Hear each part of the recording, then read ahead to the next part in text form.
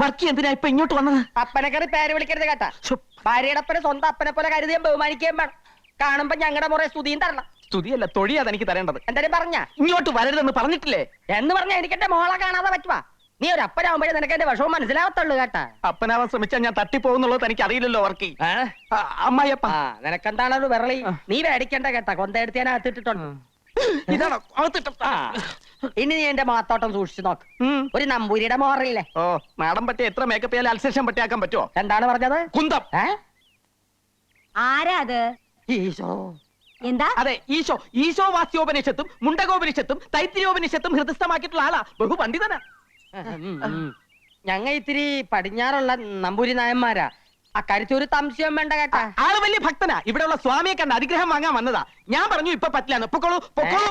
പഠിക്കവരെ വന്നിട്ട് കാണാണ്ട് പോവേ. ഞാൻ കണ്ടേ പോവും. ഞാൻ കൊണ്ടേ പോകും. അമ്മജി നിർത്ത്. കൃഷ്ണ, സ്വാമിയുടെ സാന്നിധ്യം അറിഞ്ഞ് ഭക്തരെത്തിയാൽ തടയാൻ നിൽക്കണ്ട. അനുഗ്രഹം വാങ്ങിച്ചോണ്ട് പൊയ്ക്കോട്ടെ. അല്ലേ കേശവ? അതെ അതെ. ഏതില്ലത്തെയാന്നാ പറഞ്ഞത്? കോങ്ങാണ്ടൂർ കോവിലകത്തെ ബാലരാമവർമ്മയുടെ അനന്തരവൻ രവിവർമ്മയുടെ ശ്യാലൻ ഹരിവർമ്മയുടെ മാതുലൻ. മതി മതിയോ? ഇദ്ദേഹത്തെ ചാവടിക്ക് കൂട്ടിക്കൊണ്ടുപോയി ദർശനത്തിന് വേണ്ടി സൗകര്യം ചെയ്തു കൊടുത്തോളൂ. വന്നോളൂ, മാറുക.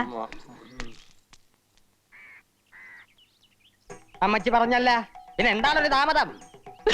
ഏത് സമയത്താണ് തേങ്ങ ഇടാൻ പോയത്?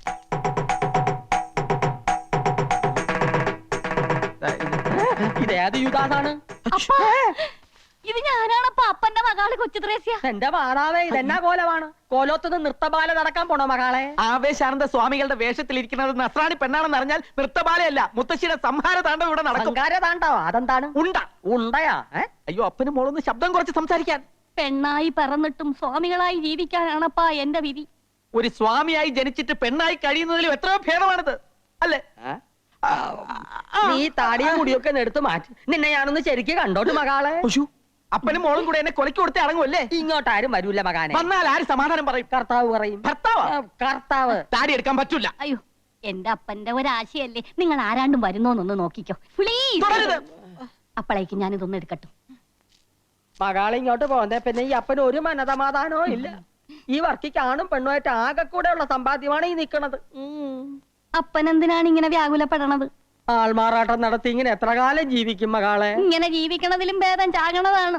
എന്റെ മാതാവേ, പക്ഷേങ്കില് ഈ ബ്രഹ്മചാരിക്കട ശവവും കൊണ്ടേ കൊച്ചു ത്രേസ്യെ വിടുന്നു പോവും. അത് നല്ലതാണ്. ഓം ജയ് ഹനുമാൻ. ആരോട് ചോദിച്ചിട്ടാ നീ ഇതിനകത്ത് കയറിയത്?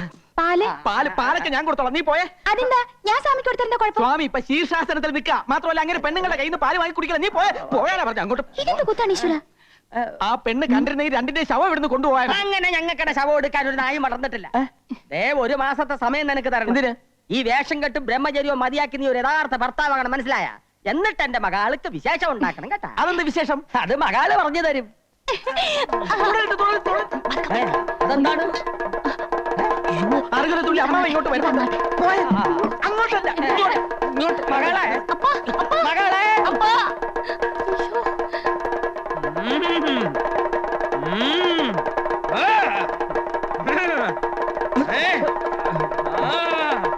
താളമേളങ്ങളൊക്കെ നിലയ്ക്കട്ടെ. ഒന്നും നാം അറിയില്ല എന്ന് കരുതിയോ? എവിടെയാ മഹാമുനി? ഇറങ്ങി വരൂ. എല്ലാം നാം അറിഞ്ഞിരിക്കണു. എന്താ മുത്തശ്ശി ഇത്? കാവില് തൊഴുതോണ്ടിരിക്കുകയായിരുന്നു. പെട്ടെന്ന് വല്യച്ഛന്റെ ബാധ കയറി ചാവടിയിൽ ആരാന്ന് ചോദിച്ചു തുള്ളല് തുടങ്ങിയതാ. നമ്മെ പരീക്ഷിക്കരുത്.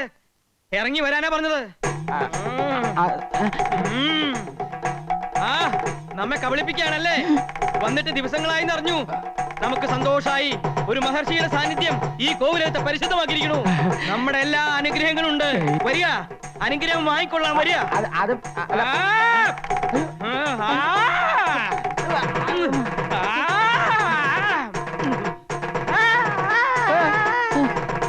മായമോളെ പോലെ ഒരു കുട്ടിയെ കോലോത്തേക്ക് കിട്ടിയത് ഒരു ഭാഗ്യം തന്നെയാണ്, അല്ലേ കുട്ടിരാമ?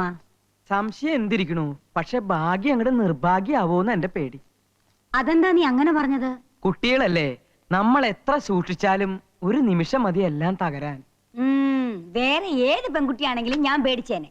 ഇപ്പോ ഉണ്ണിയേക്കാൾ വിശ്വാസം എനിക്ക് മായമോളയാ. മുത്തശ്ശി, ഞങ്ങളൊന്ന് പുറത്തുപോയി വന്നോട്ടെ. വൈകാതെ ഇനി എത്തിയേക്കണം. വാ.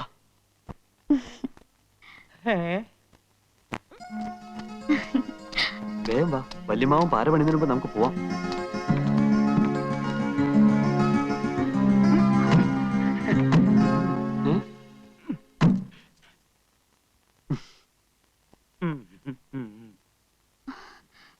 അമ്മാവൻ എങ്ങോട്ടാ? നിങ്ങൾ എങ്ങോട്ടാ? ഞങ്ങൾ വെറുതെ ഒന്ന് കറങ്ങാൻ. കറങ്ങുമ്പോ വീഴാതിരിക്കാൻ ഒരാള് കൂടെ ഉള്ളത് നല്ലതാ. ഞങ്ങൾക്കൊരു പ്രൈവസി തരില്ലെന്ന് വെച്ചാൽ കുറച്ച് കഷ്ടാ. പ്രൈവസിക്ക് വേണ്ടിയിട്ടാ രണ്ടുപേർക്കും പ്രൈവറ്റ് ആയിട്ട് ഓരോ മുറി തന്നിരിക്കുന്നത്. പുറത്തു പോയിട്ട് എന്തെങ്കിലും തോന്നിയാസം ഒപ്പിക്കാനാണ് പരിപാടിയെങ്കിൽ അത് നടക്കില്ല. നിനക്ക് ആയുസിൽ പേടിയില്ലെങ്കിൽ ഞങ്ങൾക്കുണ്ട്. ഇവിടെ പറ്റാത്ത പണി വെളിയിൽ പോയി പറ്റിക്കാന്നാ. മിഴിച്ചു നോക്കാതെ വണ്ടി വിടറ.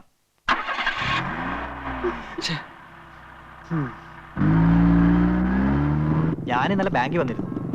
ജെയിംസ് കുട്ടി അപ്പൊ വീട് നോക്കാൻ പോയെന്ന് പറഞ്ഞു. ആ, ഒരു വാടക വീട് നോക്കാൻ പോയതാ. മാസം 3000 രൂപ വേണമെന്ന്. തൽക്കാലം വേണ്ടെന്ന് വെച്ചു. ലോഡ്ജിൽ തന്നെ താമസിക്കാം. എന്റെ ലോണിന്റെ കാര്യം ഒന്ന് വേഗം ശരിയാക്കി തരണം. ഞാൻ ഈ ബ്രാഞ്ചിലേക്ക് വന്നിട്ട് ഇപ്പൊ ഒരാഴ്ചയല്ലേ ആയുള്ളൂ. ധൃതി വെക്കാതെ ശരിയാക്കി തരാം. താൻ ചെല്ല്.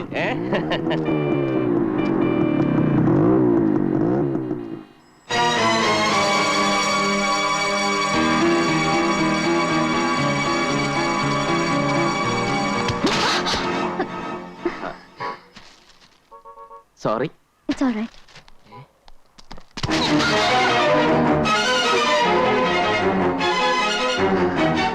അയ്യോ, വിട്, വല്യമാമാ. താൻ എന്തായി കാണിക്കണേ? താനാരോ ചോദിക്കാൻ? നിനക്കെന്നെ മനസ്സിലായില്ല അല്ലേ? തെമ്മാടിത്തരം കാണിക്കുന്നു. മാണിക്കശ്ശേരിയിലെ പെമ്പിളരെ പറ്റി നീ എന്താടാ വിചാരിച്ചത്? മാണിക്കശ്ശേരിയിലെ പെണ്ണോ? ഇത് കളത്തിൽ പറമ്പിലെ ഡേസിയാ. പറഞ്ഞു കൊടുക്ക ഡേസി, നീ ആരാണെന്ന്. ഞാൻ ഡേസി ഒന്നുമല്ല, മായ. മായ? താൻ എന്ത് മയക്ക് മരുന്ന് കൊടുത്താണോ ഈ പെൺകുട്ടിയുടെ മനസ്സിലാക്കിയത്?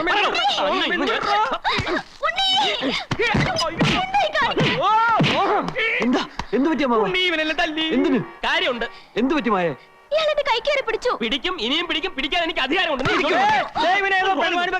ഇവൻ ഞങ്ങളെ പെണ്ണിനെ കയറി പിടിച്ചു. ഉണ്ണി വണ്ടി കയറ്. കോവിലെത്തിക്ക് വാടോ.